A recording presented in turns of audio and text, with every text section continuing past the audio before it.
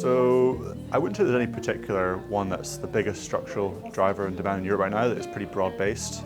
Things that we're monitoring right now is the return of e-commerce as a major driver of take-up in Europe.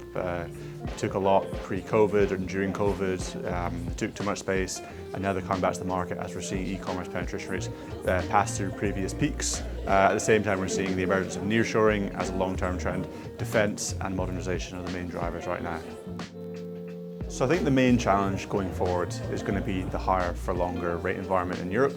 At the start of the year, people were expecting some rate cuts, maybe 25, 50 basis points, but from an elevated base. Now with the war in Iran, even if it ends tomorrow or has already ended perhaps, we may even see some rate rises. So that has a twofold impact. One through property yields and ultimately valuation. So people need to have a close look at that, but also on the numerator, the income side of things. How are tenants going to fare when their borrowing costs and their energy costs are higher? So that's something we're looking at very closely.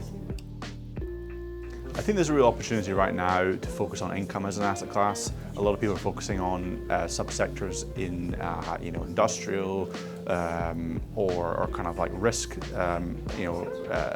risk buckets like core plus.